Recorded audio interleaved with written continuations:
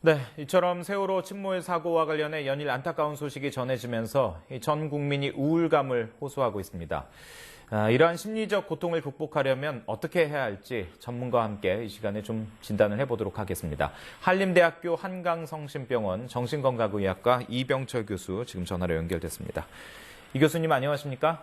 네, 안녕하십니까? 네, 이번 사고로 많은 분들이 안타까워하고 있고 또 애통한 심정도 토로하고 있는데요.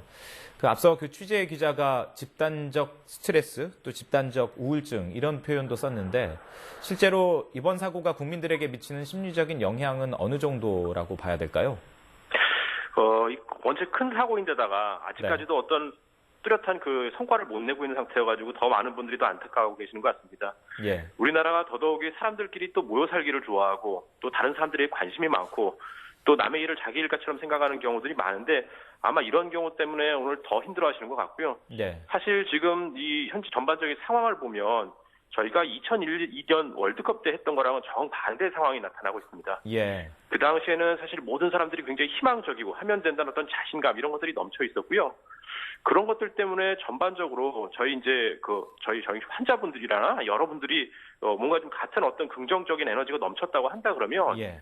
지금은 오히려 이 일반인들도 계속 부정적인 얘기들, 불확실한 얘기들 이것 때문에 굉장히 스트레스를 많이 받고 있고 예. 그렇기 때문에 반대로 굉장히 좀 가라앉아 있고 우울한 그런 상태를 경험하는 경우들이 많은 그런 것들을 보고 있습니다. 예. 공동체나 사회가 긍정적인 기운이나 희망 이런 것도 공유하는 것처럼 이렇게 우울 증세도 감정도 공유할 수 있다 이런 얘기인데요. 그렇다면 이게 집단 우울증이 만성화되는 것을 사전에 좀 예방하기 위해서는 어떤 조치들이 필요할까요? 사실 지금은 이제 언론에서 계속 세월호에 관련돼 가지고 여러 정보들이 나오고 있는데 예. 자꾸 이게 비관적인 소식만 들려오고 분위기가 그래서 더 가라앉는 것 같습니다.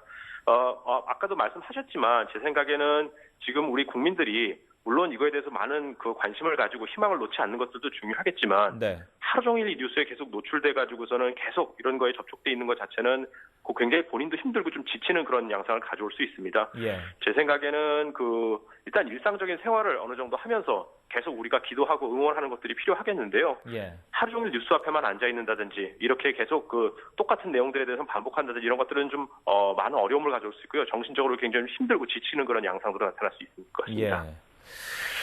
알겠습니다. 글쎄요, 이게 좀 보지 않으려고 하더라도 자꾸 이제 생각날 수밖에 없는 그런 상황, 이게 되풀이되기 때문에 더 힘든 것 같은데 지금 이제 구조된 생존자들, 특히 학생들도 굉장히 힘든 시간을 보내고 있는 걸로 알고 있습니다. 잠을 못 잔다거나 어떤 심리적인 치료를 받기를 거부한다거나 이런 증상들도 나타나는 걸로 알고 있는데요. 이런 부분 상당히 좀 우려되지 않습니까? 어떤가요?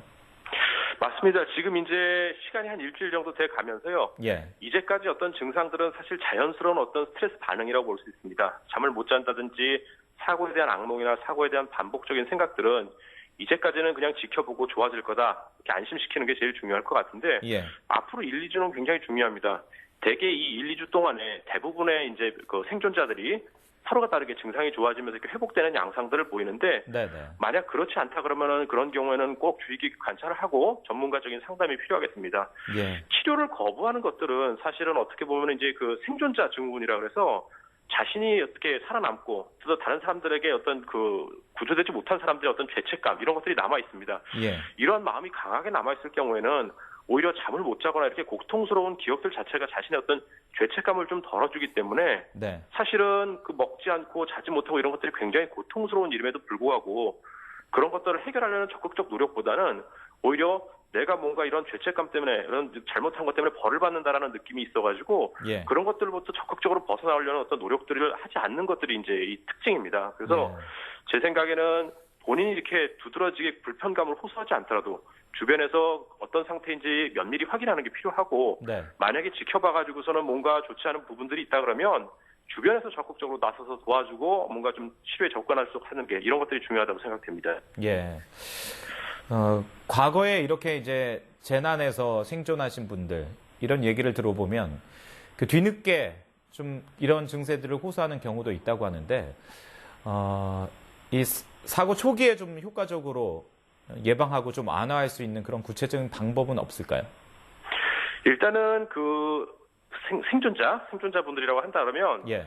빨리 안정된 환경으로 오고 그 다음에 뭔가 좀 그 사고에서부터 좀 벗어나 가지고 뭔가 마음을 안정시킬 수 있는 환경을 만들어주는 게 제일 중요할 것 같습니다. 사고가 난 다음에 오래 있다가 이렇게 발병하는 그런 증상들을 보이는 경우들도 있다고 하는데 예. 그런 경우들은 사실 그렇게 많지는 않고 사실 대부분의 증상들은 내가 마음이 약하거나 의지가 약한 사람처럼 보일까봐 또는 내가 어떤 이렇게 당하고 있는 어떤 고통 자체가 당연한 거다 이런 죄책감에서 당연한 거다라고 생각하는 것 때문에 증상을 그냥 숨기고 좋아지겠지 하는 경우가 제일 많습니다. 그래서 사실 그러한 것들은 이제 겉으로 드러나진 않지만 잠을 잘 못 잔다든가 아니면 잠꼬대를 한다든가 악몽을 꾼다든가 이런 걸로 나타나기 때문에 그런 것들이 있는 것들은 주위에서 좀 면밀하게 관찰을 해줘야 될 것 같고요. 예.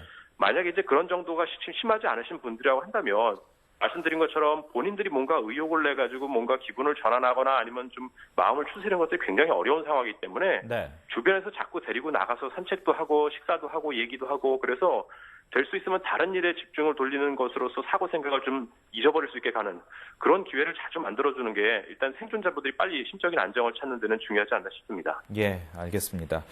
여기까지 말씀 듣도록 하겠습니다. 지금까지 한림대학교 한강성심병원 정신건강의학과 이병철 교수였습니다. 오늘 말씀 고맙습니다. 예, 감사합니다.